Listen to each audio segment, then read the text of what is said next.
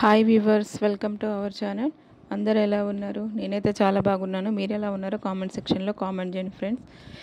ముందుగా మనం ఈ వీడియోలో బొప్పాయి ఆకు రసం ఎలా చేయాలి, చేసుకున్న తర్వాతకి ఎలా తాగాలి, తాగడం వల్ల నిజంగానే ప్లేట్లెట్స్ కౌంట్ పెరుగుతాయా, ఈ వీడియోలో మనం చూద్దాము. లేట్ చేయకుండా వీడియోలోకి వెళ్ళిపోదాం. ముందుగా బొప్పాయి ఆకుల్ని శుభ్రంగా ఇలా వాటర్లో ఒకదాని తర్వాత ఒకటి శుభ్రంగా కడుక్కోవాలి. ఇలా కడగడం వల్ల వాటిలో ఉన్న ఆకు మీద ఉన్న డస్ట్ మొత్తం వాటర్లో క్లీన్ అయిపోతుంది అన్నమాట.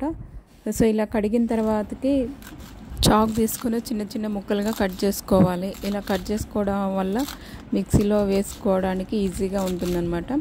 సో మనం ఆకు మొత్తం అలాగే వేస్తే గ్రైండ్ అవ్వడం చాలా కష్టం. సో ఇలా చిన్న చిన్న ముక్కలుగా కట్ చేసుకొని మిక్సీ జార్లో వేసుకొని తగినన్ని వాటర్ పోసుకొని మిక్సీ పట్టుకోవాలి. సో వాటర్ వేయడం వల్ల ఆకు అనేది మెత్తగా పేస్ట్ లాగా గ్రైండ్ అయిపోతుంది అనమాట. సో అందుకని కొన్ని వాటర్ పోసుకోవాలి.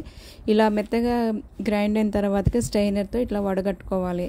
ఇలా వడగట్టుకున్న ఆ జ్యూస్ని డైరెక్ట్గా తాగేయచ్చు. బట్ ఎప్పుడు తాగాలనుకున్నా అప్పటికప్పుడు ఫ్రెష్గా చేసుకొని తాగేయండి.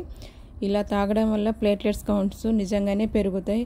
నా అనుభవంతో చెప్తున్నా. ఈ వీడియో మీకు నచ్చినట్టయితే లైక్ అండ్ షేర్, తప్పకుండా సబ్స్క్రైబ్ చేసుకోండి.